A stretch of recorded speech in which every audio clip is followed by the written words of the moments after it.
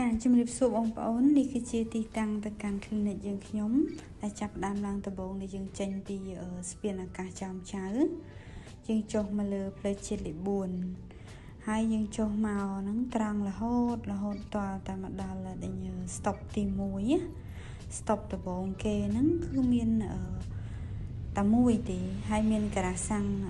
តេឡានៅខាងស្ដាំដៃនិងហាងថតរូបល្អពេញចិត្តនៅខាងស្ដាំដៃជាប់គ្នានឹងពេលបងប្អូនជើញចុះមកដល់ stop ទី1ហ្នឹងគេហៅ stop មុខវិទ្យាល័យហ៊ុនសែនចំពោះវ័នហ្នឹង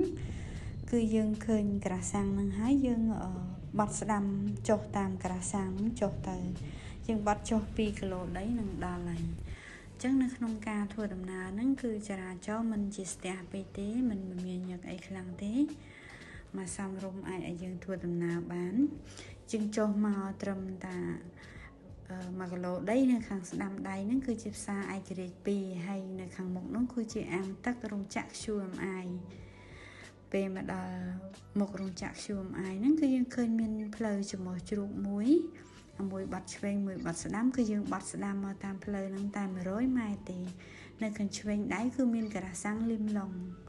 មកដល់ការ៉ាសាំងលឹមឡុងហ្នឹងហើយគឺយើងបាត់មកឆ្វេងមកយើងនឹងឃើញផ្លាក clinic សថារីគឺមានតែមួយទេជាងបាត់ចុះមកត្រឹមតែ100ម៉ែត្រទេគឺដល់ហើយនេះគឺទីតាំងហើយយើងមានចំណតសម្រាប់ចតយានយន្តហើយនឹងម៉ូតូដែរចាអញ្ចឹងអរគុណច្រើន